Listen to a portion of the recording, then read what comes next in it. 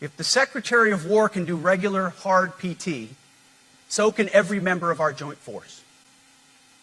Frankly, it's tiring to look out at combat formations, or really any formation, and see fat troops. Likewise, it's completely unacceptable to see fat generals and admirals in the halls of the Pentagon and leading commands around the country and the world. It's a bad look. It is bad, and it's not who we are. But something that was drawing even more fire has been Pete Hegseth suggesting to the entire room that he thinks that many of them were DEI hires, picked only because of their race or gender. And this is just straight up not true. For too long, we've promoted too many uniformed leaders for the wrong reasons. Based on their race, based on gender quotas, based on historic so-called firsts. We've pretended that combat arms and non-combat arms are the same thing. We've weeded out so-called toxic leaders under the guise of double-blind psychology assessments. By the way, this is the room full of generals that Pete Hegseth was looking at when he suggested that there were too many diversity hires. To me, it looks like he's singling out just a few people, as opposed to a lot of actual DEI hires. In fact, in reality, the only DEI hires that the military will have are going to be all of the MAGA loyalists that Pete Hegseth tries to promote through the ranks. Speaking of, during his speech, Hegseth said that he wants to get rid of inspectors generals, the people in charge of upholding the law in our military, and it's because of this and other safety protocols going out the window that Congressman Seth Moulton is now calling Hegseth out. Democrat Representative Moulton is a former officer in the Marine Corps, and just today he blasted Pete Hegseth in an interview and accused him of trying to fire anyone who could report him for breaking the law. It seems to be that when there are leaks, it's actually to protect our troops, right? If the Secretary of Defense is releasing top secret information about airstrikes to the public, to unclassified channels that could be tapped by our adversaries and used to shoot down those pilots, when that information gets out and the secretary gets caught, that's fundamentally good for our troops. It keeps them safe. Mm-hmm. But the broader story here is that Hegseth is afraid of the truth getting out.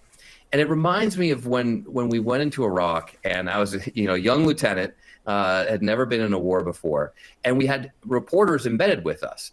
And a lot of guys asked, like, hey, why are these reporters with us? And our commander said, because we have nothing to hide, because we're trying to do the right thing, because we are going to uphold all the rules and regulation and the laws of war. And we don't mind sharing that. In fact, we want the American public to see the principles that we are following in fighting this difficult war. This is completely the opposite.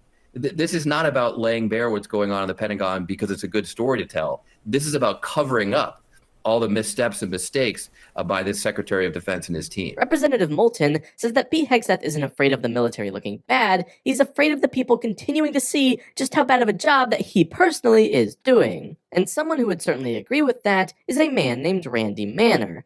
Manner is a former Army Major General, and he just completely shredded Pete Hegseth over a new dystopian policy. You see, Pete Hegseth has announced that he wants to potentially start polygraphing people at the Pentagon, just to make sure that they're loyal to him and Donald Trump completely, and General Manner was not having it. And out front now, retired Major General Randy Manner. He served as the Deputy Commanding General of the U.S. Army.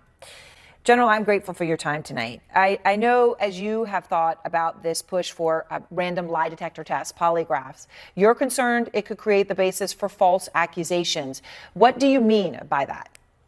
I think it's one thing where the inspector generals are going to be gotten rid of by the secretary. That was stated yesterday.